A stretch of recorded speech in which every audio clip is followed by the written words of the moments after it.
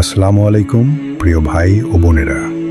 রমজান আসে আর আমাদের সামনে একটা প্রশ্ন রেখে যায়, এই মাসটা আমরা কিভাবে কাটাবো? নিজের মতো করে নাকি সেই মানুষটার মতো করে যাকে আল্লাহ আমাদের জন্য আদর্শ বানিয়েছেন? কারণ আমরা যদি জানতে চাই রমজানে কি করা সবচেয়ে গুরুত্বপূর্ণ, তাহলে আমাদের তাকাতে হবে নবী সাল্লাল্লাহু আলাইহি সাল্লামের জীবনের দিকে। তিনি কি করতেন, কি বেশি করতেন, আর কোনো আমলগুলোকে তিনি এই মাসে বিশেষ গুরুত্ব দিতেন। আমাদের ইসলামিক চ্যানেল শেষ ঠিকানায় আপনাকে স্বাগতম। আজ আমরা কথা বলবো নবী সাল্লাল্লাহু আলাইহি সাল্লাম রমজানে যে আমলগুলো বেশি বেশি করতেন, ঠিক সেই আমলগুলো নিয়েই।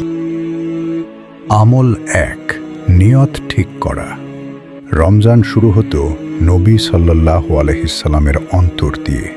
তিনি আমাদের শিখিয়েছেন নিশ্চয়ই সব আমল নিয়তের উপর নির্ভরশীল। তিনি রমজানকে দেখতেন আল্লাহর কাছাকাছি যাওয়ার সুযোগ হিসেবে। তিনি আগে নিয়ত ঠিক করতেন, তারপর আমল করতেন। এখান থেকেই আমরা শিখি রমজানে বেশি আমল করার আগে নিয়তটা ঠিক করা সবচেয়ে জরুরি। আমল 2, পূর্ণাঙ্গ রোজা পালন। নবী সাল্লাল্লাহু আলাইহি সাল্লাম রোজাকে শুধু না খাওয়ার মধ্যে সীমাবদ্ধ করেননি। তিনি বলেছেন, রোজা হলো ঢাল। তিনি নিজে রোজা রেখে নিজের জিহ্বা, রাগ, আচরণ সব কিছুর হেফাজত করতেন। তিনি শিখিয়েছেন রোজা মানুষের চরিত্র ঠিক করে, শুধু পেট খালি রাখে না। আমল 3, নামাজ ও কিয়ামুল লাইল তথা তারাবি। রমজানে নবী সাল্লাল্লাহু আলাইহি সাল্লাম নামাজে দীর্ঘ সময় কাটাতেন। তিনি রাতের নামাজ এত দীর্ঘ করতেন যে তার পা ফুলে যেত। যখন জিজ্ঞেস করা হতো তখন তিনি বলতেন, আমি কি আল্লাহর কৃতজ্ঞ বান্দা হব না? এখানেই বোঝা যায় তিনি রমজানে নামাজকে কতটা গুরুত্ব দিতেন। আমল 4, কোরআনের সঙ্গে গভীর সম্পর্ক। রমজান ছিল নবী সাল্লাল্লাহু আলাইহি সাল্লামের জন্য কোরআনের মাস।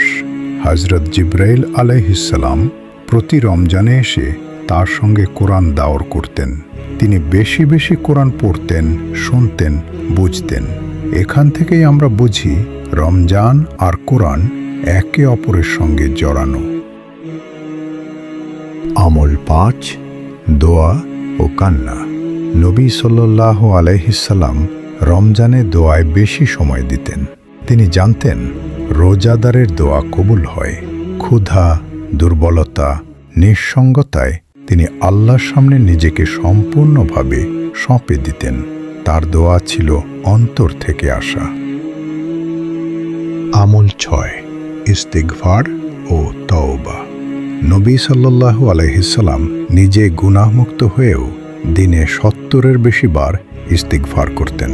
রমজানে তিনি আরও বেশি আল্লাহর কাছে ক্ষমা চাইতেন। তিনি আমাদের শিখিয়েছেন যে আল্লাহর কাছে ফিরে আসে, আল্লাহ তাকে ফিরিয়ে দেন না।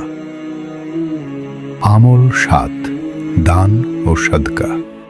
রমজানে নবী সাল্লাল্লাহু আলাইহি সাল্লাম ছিলেন বাতাসের মতো দানশীল। তিনি কারো মুখ ফিরিয়ে দিতেন না।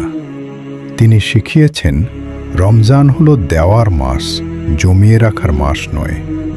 সাদকা অন্তরকে পরিষ্কার করে। আমল 8, শেষ 10 রাতকে সবচেয়ে বেশি গুরুত্ব দেওয়া। রমজানের শেষ 10 রাতে নবী সাল্লাল্লাহু আলাইহি সাল্লাম নিজেকে পুরোপুরি ইবাদতে নিয়োজিত করতেন। তিনি পরিবারকে জাগিয়ে দিতেন, কোমর বেঁধে ইবাদতে নেমে যেতেন, কারণ তিনি জানতেন এখানেই আছে লাইলাতুল কদর। নবী সাল্লাল্লাহু আলাইহি সাল্লাম আমাদের শিখিয়ে গেছেন রমজান হলো বদলে যাওয়ার মাস।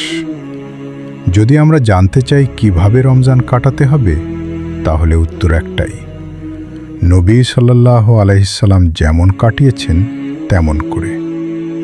আমাদের ভিডিওটি যদি আপনাদের ভালো লেগে থাকে, যদি মনে হয় এই আলোচনা আপনাকে নবীর রমজানের কাছাকাছি নিয়ে গেছে, তাহলে আমাদের ইসলামিক চ্যানেল শেষ ঠিকানা সাবস্ক্রাইব করে আমাদের সাথেই থাকুন, কারণ এই দুনিয়া নয়, শেষ ঠিকানাই আসল। আল্লাহ আমাদের সবাইকে রমজানের আমলগুলো কবুল করার তৌফিক দান করুন। আমিন।